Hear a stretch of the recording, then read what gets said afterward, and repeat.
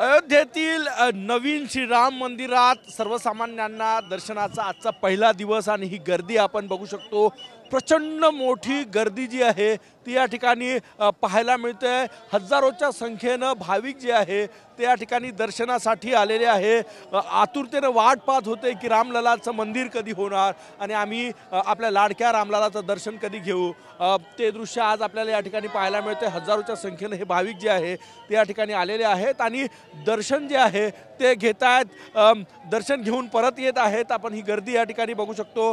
कालच लोकार्पण झालं, आज सकाळी 7 वाजतापासून रामललाचं दर्शन सुरू झालं आणि ही गर्दी रामललाच्या दर्शनासाठी रांगेत लागून पहाटेपासून, कडाक्याची थंडी आहे, पहाटेपासून लोक रांगेत लागून दर्शनासाठी जे आहे ते इथे थांबलेले आहे। आपल्यासोबत नागपूरवरून एक भक्त, रामभक्त आलेले आहे पहिल्याच दिवशी दर्शन घेण्यासाठी। काय सांगणार, तुम्ही दर्शन घेतलं? सियावर रामचंद्र की जय, पवन सुन हनुमान की जय। सगळ्यात महत्त्वाचं म्हणजे काल आमचे आराध्य, हिंदूचे आराध्य दैवत श्री प्रभू रामचंद्र हे काल प्राणप्रतिष्ठा झालेली आहे। आज तुम्ही दर्शनासाठी आले पहिल्या दिवशी? हो, पहिल्याच दिवशी आलेलो आहे आणि मला म्हणजे खूप उत्सुकता होती, आतुरता होती की ज्या गोष्टीला आपल्याला एक हिंदुत्वाचं जे आराध्य दैवत आहे ते आज आपल्या म्हणजे एका कुटियामधून आज महालमध्ये ते आलेले आहेत आणि त्यांची प्राणप्रतिष्ठा झाली।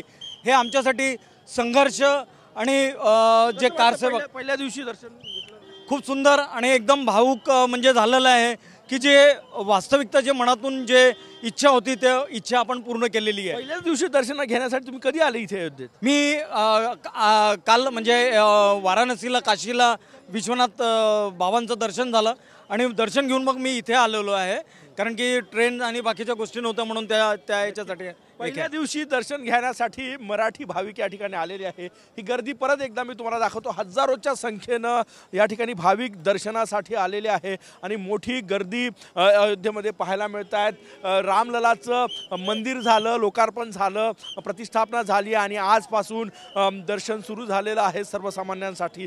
पहिल्याच दिवशी देशभरातील हजारो भाविक पहाटेपासून या ठिकाणी रांगेत लागून दर्शनासाठी उभे आहेत।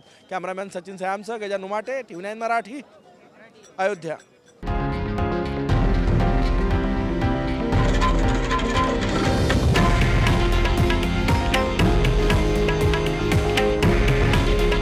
हे आहे देशातील नंबर 1 न्यूज नेटवर्क आणि आपण पाहत आहात TV9 मराठी।